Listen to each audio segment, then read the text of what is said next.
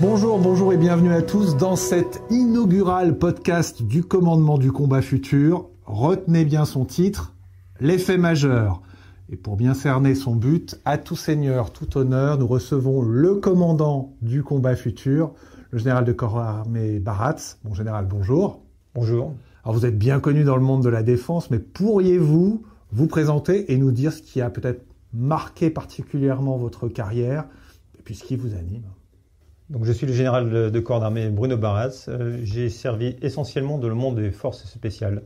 Donc un univers où on est habitué à se retrouver confronté à des situations inédites et donc à trouver des solutions à des situations qui n'étaient pas forcément écrites à l'avance. Et donc ça a permis de développer une certaine agilité vis-à-vis de différents programmes et de nos différents équipements. Au cours des dernières années, j'ai occupé pas mal de postes en Afrique, notamment au Sénégal pendant 2 ans, mais également au Sahel pendant 1 année, où ça m'a permis d'approfondir ma connaissance du combat et de la difficulté que l'on peut rencontrer sur les théâtres d'opération, et là aussi de faire preuve d'imagination pour trouver de nouvelles solutions à des situations inédites. Vous voulez dire que l'on peut réfléchir et ensuite agir ? Il faut avant tout réfléchir avant d'agir. C'est d'ailleurs la devise qu'avait le maréchal Foch. C'était bien de réfléchir avant d'agir, puisque c'est la réflexion qui conduit à l'action.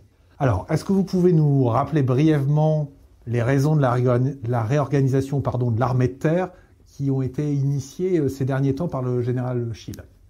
Cette réorganisation de l'armée de terre répond à une évolution de la conflictualité que l'on observe un petit peu partout dans le monde, et qui répond à deux axes majeurs. Tout d'abord, un durcissement des conflits avec un retour finalement de l'affrontement entre les États. Donc le retour de la guerre classique, traditionnelle. Mais également, deuxième axe d'évolution de la conflictualité, finalement une multiplication des champs d'application de cette conflictualité, ce que nous, militaires, nous appelons le multi-champ, multimilieu, où on voit que le champ de la guerre ne touche pas que la partie militaire, mais touche d'autres dimensions, d'autres champs d'application.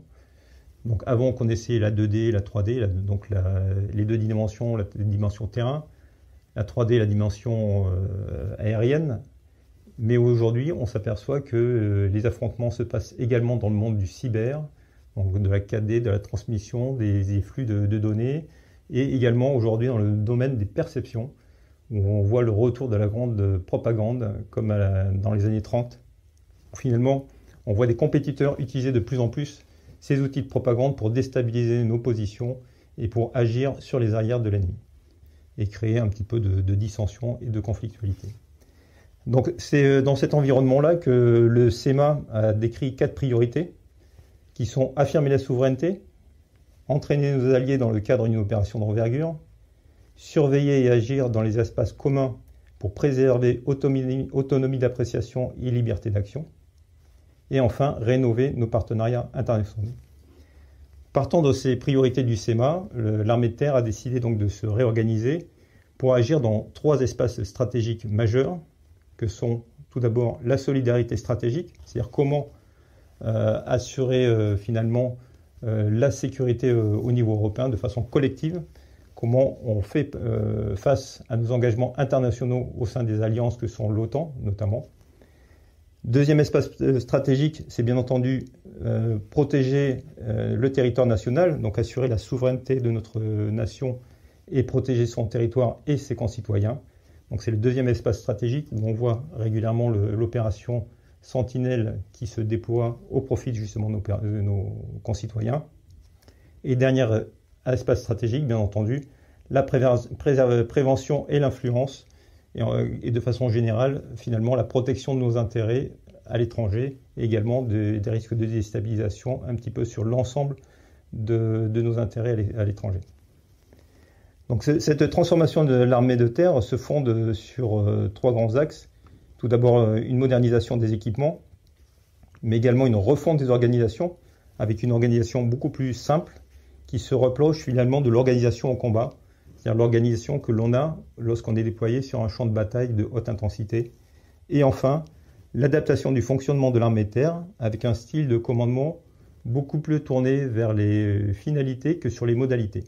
Donc avec une mise en place de la subsidiarité, c'est-à-dire que les chefs à chaque niveau exercent leurs responsabilités et donc font preuve de plus d'initiative et plus d'efficacité au combat. Alors subsidiarité, fluidité, initiative, c'est dans ce contexte qu'est créé le commandement du combat futur.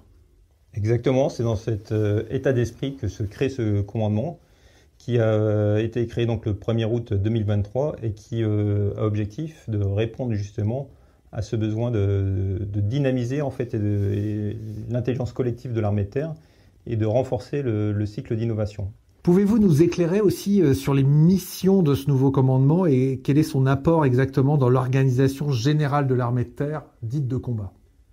Donc le commandement du combat futur fait partie des 4 finalités opérationnelles de l'armée de terre au combat, puisqu'aujourd'hui on retrouve 4 piliers dans cette organisation.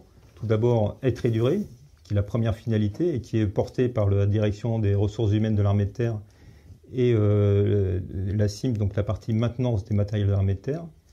Protéger et agir, qui sont les 2 sujets majeurs du commandement des forces et des opérations terrestres.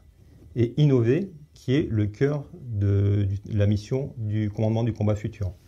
Dans ce cadre de l'innovation, le but qui a été fixé au CCF est bien d'être capable d'anticiper les évolutions de la conflictualité et l'évolution des technologies.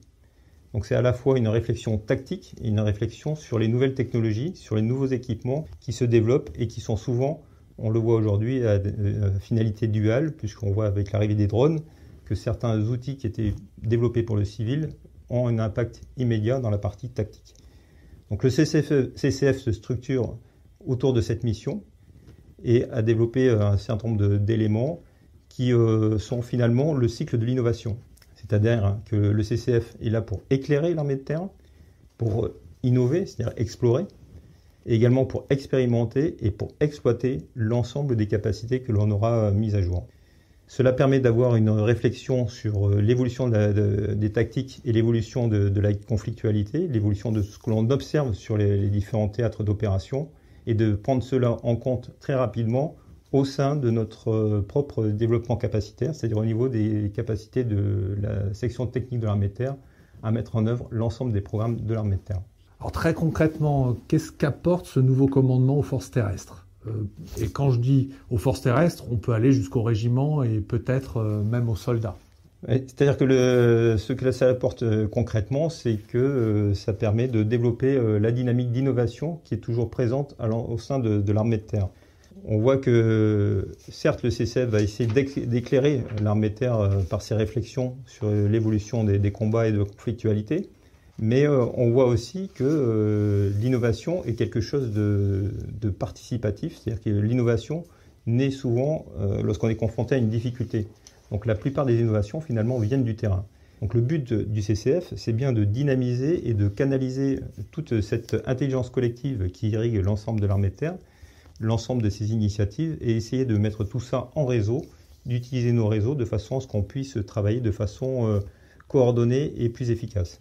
Donc c'est pour cela que le CCF va s'organiser en 4 piliers. Tout d'abord un centre d'études stratégiques qui est un peu le cœur de la partie réflexion, anticipation, prospective. Et aujourd'hui concrètement, en appui des forces terrestres, ce centre d'études stratégiques fournit un certain nombre de retours d'expérience, d'observation des conflits armés et a déjà réalisé un certain nombre d'interventions avant les rotations dans les centres d'entraînement, que ce soit au SANTAC ou sans UB. Le deuxième pilier, qui est la STAT, et qui est le développement finalement des programmes d'armement et de la constitution de nos différentes capacités, aujourd'hui concrètement met en place la plateforme API, qui permet de faire remonter l'ensemble des innovations participatives.